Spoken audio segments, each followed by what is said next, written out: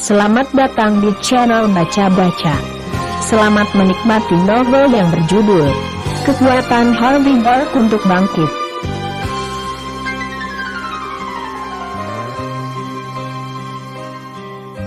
Bab 42. Bagaimana mungkin orang yang tidak berguna seperti dia mampu membeli mobil apapun di kota otomotif ini? Pak, bagaimana dengan ini? Lihat saja watak Anda. Saya pikir mobil ini cocok untuk Anda. Gadis penjual cantik itu memandang Harvey dengan merendahkan. Dia secara khusus menunjuk ke Porsche Panamera tidak jauh, tersenyum tipis, dan berkata, bagaimana tentang ini? Anda dapat mengendarai mobil ini keluar. Jika tidak ada wanita yang melompat ke mobil Anda dalam jarak 1000 kaki, Anda mungkin perlu berpikir apakah Anda terlihat terlalu menakutkan. Harvey merasa geli. Dia berjalan ke sana dan melihat sekilas ke mobil. Dia kemudian berkata, tidak buruk. Tapi sudah lama sekali sejak terakhir kali saya mengendarai mobil. Mengapa Anda tidak mengatur test drive? Jika cocok, saya akan mengambil yang ini. Test drive? Untukmu. Gadis penjual cantik itu memang tertawa terbahak-bahak.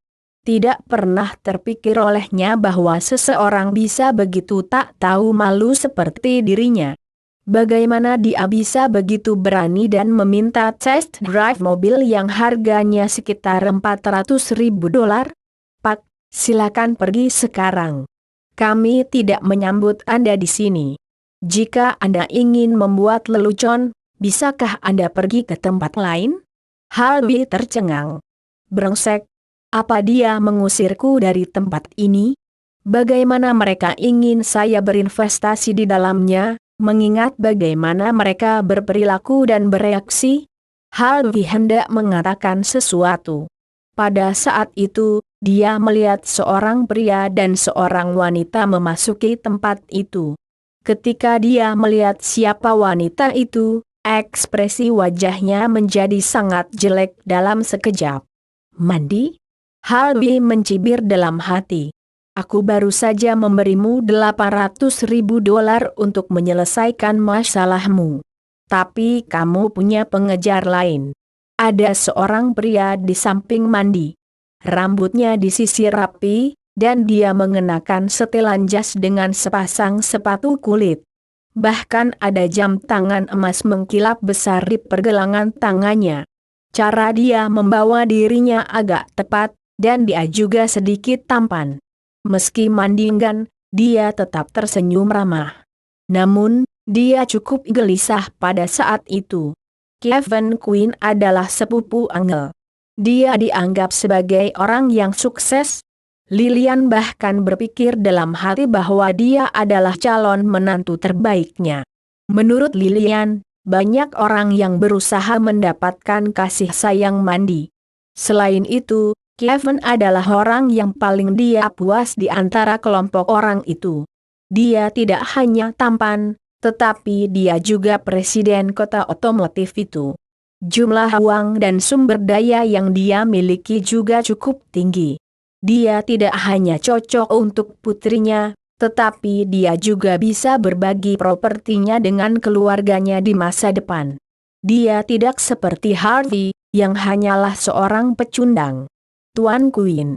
Pada saat itu, supervisor, yang tampak cukup arogan dan berdiri di samping Harvey barusan, telah bergegas ke arah Kevin dengan senyum tersanjung. Dia bahkan menyapa Kevin dengan hormat. Tingkah laku dan responsnya sama sekali berbeda dari saat dia melihat Harvey barusan. Kevin mengangguk dan berkata, Nona Xavier dari Your Enterprise baru saja menelepon. Dia mengatakan kepada saya bahwa CEO mereka akan datang untuk penyelidikan di sini. Apa kau sudah menerimanya?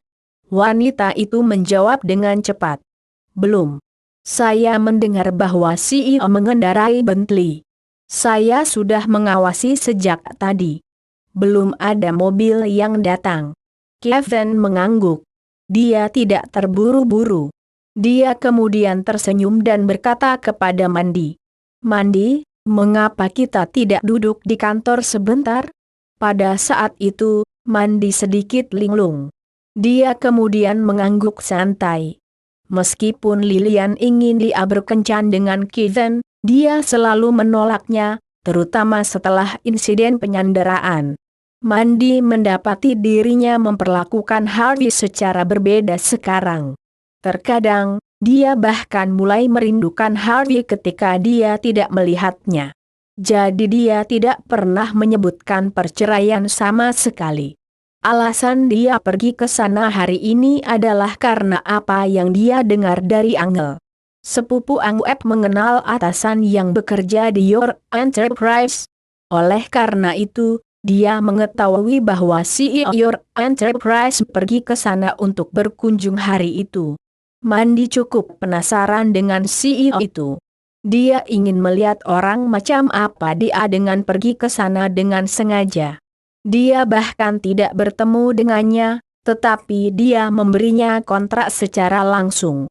Tentu saja, Mandi masih belum mengetahui fakta bahwa kontraknya telah rusak sekarang. Jika dia tahu tentang itu, dia akan sangat penasaran. Tapi Mandi bahkan tidak menyadari fakta bahwa Kevin bahkan tidak mengenal CEO Your Enterprise. Hari itu, Harvey menelepon mereka secara langsung karena dia tiba-tiba berniat untuk melihat ke sana. Ketika Kevin menerima telepon, dia bergegas ke sana dengan patuh dan rela, mempersiapkan diri untuk melayani CEO. Alasan Kevin memberitahu Angel tentang itu adalah karena dia ingin menyombongkan dirinya di depan sepupunya. Dia ingin menunjukkan bahwa dia cukup mampu dan untuk meningkatkan status dan identitasnya. Karena itu, dia bisa memanfaatkan kesempatan itu untuk mendekati Mandi. Pada saat itu, Harvey mengejek dirinya sendiri. Dia tidak punya niat untuk menyerah. Tapi dia langsung melangkah ke sana. Tuan Queen, bukankah dia yang berkali-kali meminta kepada Your Enterprise untuk investasi dengan malu-malu?